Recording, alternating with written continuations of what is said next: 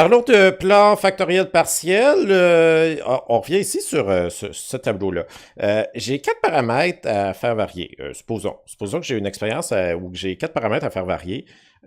Si on fait un plan factoriel à deux niveaux, comme on l'apprend ici dans ce thème-ci, ça me donne un total de 16 groupes.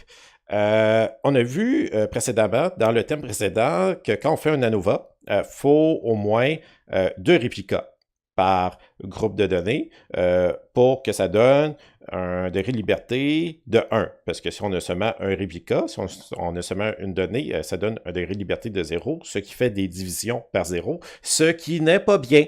Hein? Mais bon, ici, donc 4 facteurs, 16 groupes, au moins 2 réplicas, ça fait 32 expériences à faire, ce qui commence à être beaucoup. Moi, je trouve que ça commence à être beaucoup. J'ai développé ici le tableau des expériences en termes de paramètres A, B, C, D. Donc, ça, c'est ma première expérience. Donc, je vais dire A positif, B positif, C positif, D positif, et il faut que je le fasse au moins 2 fois pour avoir au moins 2 réplicas. Donc, ici, j'ai 16 lignes. 16 lignes, j'ai 16 groupes. Supposons qu'on veut couper ça en deux. Que je veux diminuer mon nombre de groupes de moitié. Bon, on va faire ça. Bon, comment on fait ça? Je vais tracer une ligne. Ici, je vais supprimer les 8 dernières lignes. Donc, voilà, c'est parti. Et je vais supprimer ma colonne de D. Donc, ici, c'est comme si on faisait un 2 à la 3. C'est comme si on avait seulement 3 paramètres. Ça donne 8 groupes. Quand on a 3 paramètres, ça donne 8 groupes. Pour le paramètre D, ce que je vais faire, c'est que je vais dire D est égal à ABC. ABC ici, on appelle ça le générateur de D. Bon, ensuite, ce que je vais faire ici, c'est que je vais multiplier plus 1, en fait, A fois B fois C, pour savoir, en fait, si ma valeur de D, si mon niveau de D est positif ou négatif. Donc, je répète, première ligne, j'ai fait plus 1 fois plus 1 fois plus 1, ça me donne plus. Donc, ce que je vais faire ici, c'est que pour mes premiers essais, mon premier essai, fois au moins 2 réplicas, je vais faire niveau positif de A, niveau positif de B, niveau positif de C et niveau positif de D. Pour la deuxième expérience, je vais faire A+, B+, C- et C-. Alors, je fais ça. Je fais ça et de cette façon-ci, je diminue mon nombre d'essais que j'ai à réaliser de moitié.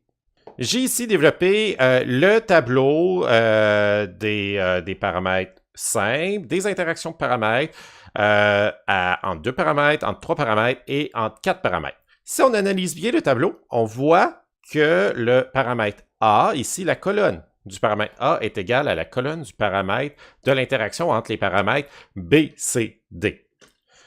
Ici, ce qu'on dit, c'est on dit que le paramètre A est confondu avec l'interaction entre les variables B, C, D.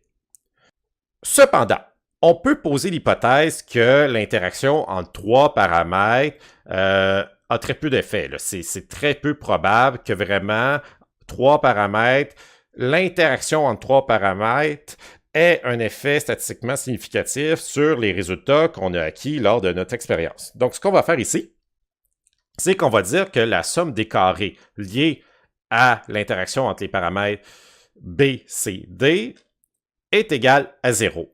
Donc, on rejette ici, en quelque sorte, l'interaction entre au niveau B, C, D. On ne le considère pas, on le met de côté, puis on dit, dans le fond, le paramètre, la somme des carrés reliés à A, on peut vraiment analyser ceci avec notre ANOVA. Et même chose ici, l'effet, c'est vraiment l'effet qu'a ce paramètre-là directement sur nos données. À quel point ça fait varier nos données. On va dire que BCD n'a aucun effet sur les résultats qu'on a acquis lors de notre expérience. Même chose pour B et l'interaction entre les 3 paramètres ACD. Donc, B est confondu avec ACD. Donc, la somme des carrés reliés à ACD, on pose qu'elle est nulle. C, même chose ici, confondu avec ABD. Et D, bien sûr, est confondu avec ABC. ABC étant le générateur de D. Donc, c'est logique qu'on ait 2 colonnes qui sont identiques ici par le fait que D est égal à ABC. Donc, ABC, les deux colonnes, sont semblables. Et encore là, bon, ABC, on pose que cette interaction entre trois paramètres est nulle. Donc, si on regarde les interactions à deux paramètres, on voit que les interactions à deux paramètres sont confondues avec une autre interaction à deux paramètres. Là, ici, c'est un petit peu plus tannant par le fait qu'une interaction entre deux paramètres, c'est quand même plus probable qu'on découvre qu'elle soit statistiquement significative avec une ANOVA.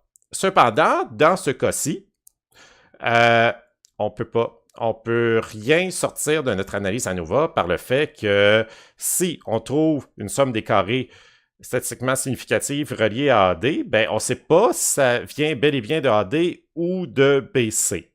Donc, on va mettre ça un petit peu de côté pour l'ANOVA. Même chose ici, AC est confondu avec BD, AB est confondu avec CD. Et vous voyez ici que ABCD, ça ne contient que des plus. Donc ça, on peut vraiment faire aucune ANOVA avec ça. Et quand on a seulement juste des plus, on dit alors que l'effet, donc, des interactions ABCD est confondu avec la moyenne qu'on a obtenue en toutes nos expériences. Encore là, une interaction à 4 paramètres, c'est très peu probable. Donc, on va poser l'hypothèse que ça vaut 0. On a ici le bilan de la somme des carrés dans les données. Donc, la somme des carrés totales, si on la décompose, on a une qui est reliée à l'erreur qu'on calcule entre les réplicas d'un même groupe. Et comme on a vu tantôt, SSA est confondu avec SSBCD, mais on pose que BCD, SSBCD est égal 0. Même chose pour B, même chose pour C. Ici, on voit que SSAB est confondu avec SSCD, donc on ne peut pas vraiment utiliser, on ne peut pas vraiment faire une réelle ANOVA par rapport à cette interaction à deux niveaux-ci. Et ici, on avait SSABC qu'on a posé à 0 pour avoir ici SSD, pour isoler en fait SSD. Ici, on a le même tableau qu'on avait en début de vidéo, mais complémenté. Cette vidéo-ci s'appelle plan factoriel partiel. Partiel veut dire que on vient diminuer le nombre de groupes qu'on aurait dû effectuer dans un plan factoriel dit complet. Ce qu'on a vu, nous, avec notre exemple, c'est qu'on avait 4 paramètres, donc on va dans cette colonne-ci, et on avait 16 groupes originellement, et on a diminué de moitié ce nombre de groupes-là pour arriver à 8. Donc, ce qu'on a fait ici, c'est un 2 à la 4, 4 paramètres, moins 1. Moins 1 par le fait qu'on a, en fait, ce qu'on a réellement fait, c'est un 2 à la 3, par le fait qu'on avait 8 groupes. Le jaune ici signifie que nos interactions à deux niveaux étaient confondues entre eux. C'est plus ou moins bien. Ça pourrait être mieux, ça pourrait être pire. Si on regarde ici la case 2 à la 5 moins 2. Donc, ça veut dire qu'on a 5 paramètres, mais qu'en réalité, on a fait un 2 à la 3. 5 moins 2, ça donne 3. Donc, on a fait un 2 à la 3 pour avoir seulement 8 groupes.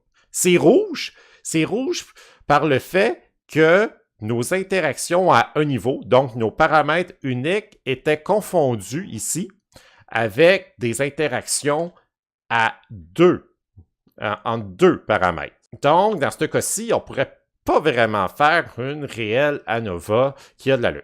Si on regarde ici la case verte, donc on avait 5 paramètres à tester, mais on a diminué notre nombre d'essais de moitié, donc on a fait moins 1 pour faire un 2 à la 4.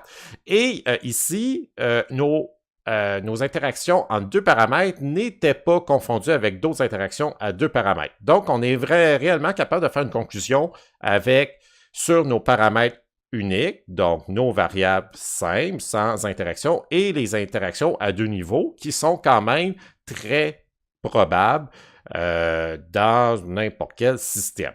Donc ça, c'est le code de couleur et c'est ce graphique-là, en fait, ce tableau-là que vous allez utiliser pour savoir si votre plan d'expérience que vous vous apprêtez à faire est correct ou pas.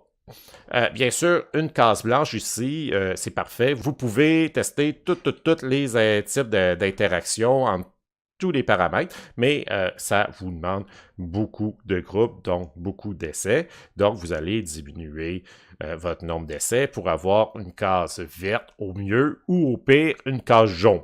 Une case rouge, faites donc pas ça.